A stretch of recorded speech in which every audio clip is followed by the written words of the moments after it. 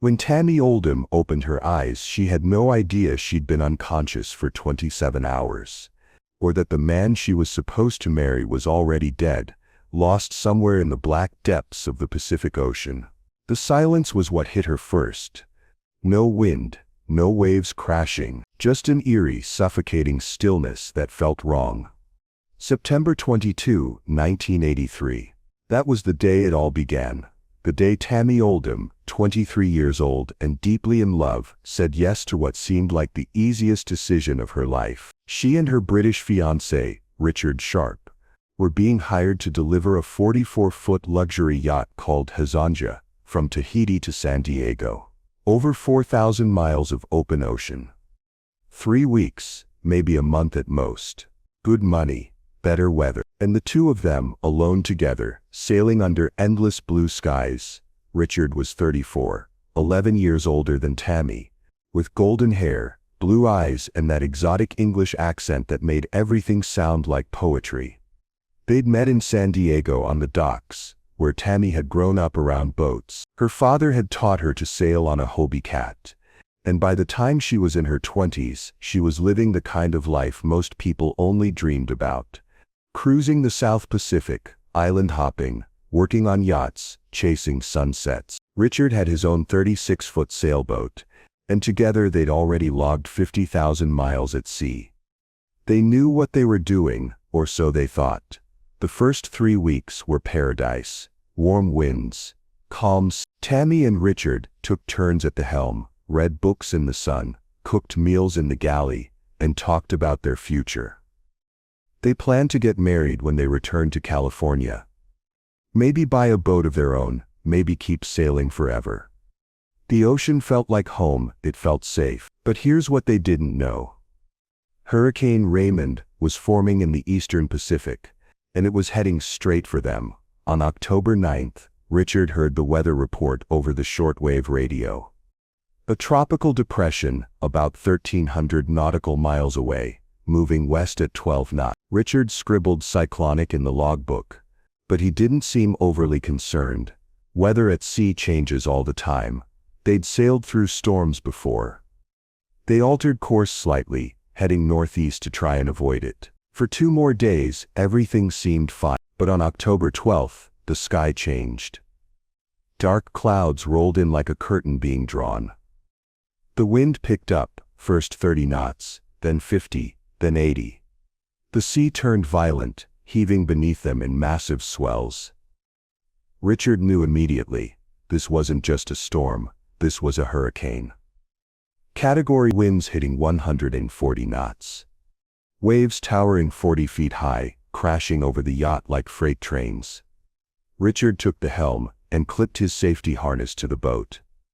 He told Tami to go below deck and strap herself in. She didn't want to leave him, but he insisted. "We'll be fine," he shouted over the roar of the wind. "Just go down and hold on." Tami went below. She wedged herself into the navigation station and held on as the boat pitched and rolled violently. She could hear Richard above her shouting commands to himself, trying to keep the stern facing into the waves to prevent the boat from flipping. And then she heard him scream, "Oh my!" The yacht hit a rogue wave, a wall of water so massive it lifted Hassanga and flipped it end over end in a pitch-pull capsize. Tami was thrown across the cabin, like a rag doll. Her head slammed into the bulkhead with a sickening crack. Everything went black. Now pay attention to this part, because what happened during those 27 hours is still a mystery to Tami. She doesn't remember dreaming. She doesn't remember pain. She only remembers waking up in the wreckage, disoriented, her skull throbbing, blood crusted on her forehead. The boat was on its side, water sloshed in the cabin. The masts were gone, and Richard wasn't there. Tami screamed his name, no answer. She crawled up to the deck, dizzy and nauseous from the head injury. The yacht was destroyed, both masts had snapped off. The sails were shredded, the radio was dead, the engine wouldn't start. And then she saw it, Richard's safety harness, still clipped to the boat, dangling in the water. But the D-ring on his harness had been torn open by the force of the hurricane. Richard was gone, swept overboard. Lost to the sea. Tami collapsed, she sobbed. She screamed until her throat was raw. She curled up in the yellow life raft, thinking the yacht was going to sink, and she might as well go down with it. What was the point of surviving if Richard was dead? But here's what nobody expects, and this is what saved her life. When Tami woke up the next morning, and the yacht was still floating, something inside her shifted. Richard died so I could live, she would say years later. And that thought, that unbearable beautiful thought, forced her to stand up. Tami took stock of what she had. The yacht was a wreck, but it was still afloat. The cabin was half flooded, but she managed to pump most of the water out. The navigation system was destroyed. The radio was dead. No emergency beacon, no way to call for help. But in the debris, she found two things, a sextant and a watch. The only tools she'd need to navigate by the stars. The closest land was Hawaii, 1,500 miles to the northeast. Using a broken pole and a storm jib, Tami jury-rigged a makeshift sail. It was crude, unstable, but it worked. She calculated her position using the sextant, measuring the angle of the sun above the horizon, and cross-referencing it with nautical charts she'd salvaged. Every day she'd take a reading. Every day she'd adjust her course. She was navigating the way sailors did 200 years ago, by hand, by instinct, by hope. But wait, here's where it gets even more unbelievable. Tami started talking to Richard, out loud. She'd see him sitting in the cockpit. She'd hear his voice telling her what to do. Get up, he'd say. Eat something, check the sails, keep going. She knew, rationally, that he was dead. But her brain, fractured by grief and trauma, and a severe concussion, created him anyway as a survival mechanism. And for 41 days Richard's ghost kept her alive. Tami's food supply was limited. Canned fruit cocktail. Sardines, peanut butter. She rationed everything carefully, eating just enough to stay conscious. She calculated she could last 40 days before starvation would set in. Water was another problem. She had some bottled water, but it wouldn't last. She stopped crying because every tear was water she couldn't afford to lose. Her body started to shut down. She lost over 40 pounds. Her lips cracked and bled. Her skin burned and peeled in the sun.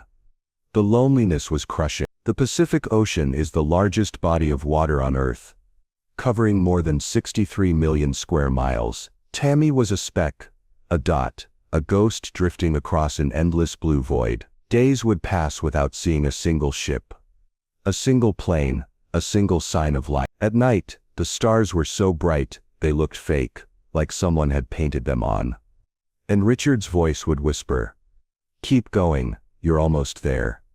The physical pain was constant. Tami's hands were covered in blisters from working the makeshift sail and pumping water out of the cabin. Her feet had swollen from standing on the tilted deck for hours, taking sextant readings, adjusting course. Salt sores covered her body, painful open wounds that wouldn't heal in the damp, salty environment. Her hair was matted with salt and blood from the head wound that refused to close properly. Every movement hurt. Every breath felt like work. But here's the thing about survival, it's not always about being strong. Sometimes it's just about being too stubborn to quit. Tami made rules for herself. Get up at dawn, take a sextant reading, check the sail, eat one small meal, rest. Repeat. The routine kept her mind from fracturing completely. On day 15, she wrote in Richard's logbook, "I don't know if anyone will ever read this, but if you do, know that Richard Sharp was the bravest man I ever knew, and I will see him again." The sun became her enemy and her guide. During the day, temperatures soared above 90 degrees. The yacht had no shade, no shelter from the relentless tropical sun. Tami's skin blistered and peeled. She developed sun poisoning, nausea, chills, fever, but she couldn't stop navigating. Every day at noon, she'd take her sextant reading, her hands shaking from weakness, and calculate her position. She was averaging about 40 miles a day, drifting northwest on the currents, using the broken sail to angle toward Hawaii. On day 23, something changed. Tami stopped hallucinating Richard sitting beside her. Instead, she started having conversations with herself. Different voices, different personalities. All trying to keep her alive. One voice was logical, calculating distances and food rations. Another was angry, cursing the ocean and the storm and the unfairness of it all. And a third voice, soft, almost childlike, was the one that cried at night and whispered that she wanted to die. But every morning the logical voice would win. Not today, it said. Today we sail. One night, Tami saw lights on the horizon, a cargo ship, massive. Moving fast, she scrambled to find her flares, lit one, then another, waving them frantically in the air. The ship kept going. It sailed right past her, disappearing into the darkness. Tami collapsed in the cockpit and sobbed. Had she imagined it? Was she hallucinating? Was anything real anymore? But the truly shocking part, her navigation was perfect.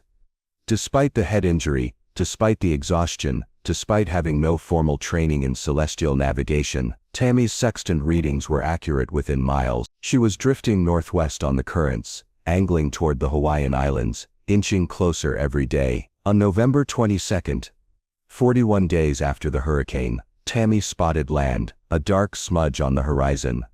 Then green mountains, then buildings. Hilo, Hawaii. A Japanese research vessel spotted Hazanya drifting just outside the harbor and radioed the Coast Guard. They towed her in. When rescuers boarded the yacht, they couldn't believe what they were seeing. This skeletal, sunburned woman, barely able to stand, had sailed 1,500 miles across the Pacific Ocean alone, with no engine, no radio, and a cracked skull. They called it a miracle. Tami called it Richard. She was rushed to the hospital. Severe dehydration, malnutrition, a head injury so bad she couldn't read for 6 years afterward. But she was alive. When reporters asked her how she did it, she said, "I couldn't let Richard's death be for nothing." She carried that guilt, that love, that impossible weight for decades. Tami returned to San Diego. She tried to move on, but the nightmares wouldn't stop. She'd dream she was back on the yacht, searching for Richard in crowds, hearing his voice in the wind. It took years before she could write about it. In 2002 she published her memoir, Red Sky and Morning, a true story of love, loss and survival at sea. It was translated into 8 languages, and in 2018, Hollywood adapted it into the film, Adrift, starring Shailene Woodley. But here's the part most people don't know. Tami didn't give up sailing. She met a man named Eddie at a dance 10 years after losing Richard. They married in 1994 and had 2 daughters. She still sails. She still wears a pendant around her neck, a tiny silver sextant. The same tool that guided her home. "The ocean took Richard," she said once, "but it also saved me." Tami Oldham Ashcraft's story isn't just about survival. It's about love that doesn't end when someone dies. It's about the voice in your head that tells you to keep going when every part of you wants to give up. And it's about the ocean, beautiful, merciless, eternal, and the people who dare to cross it.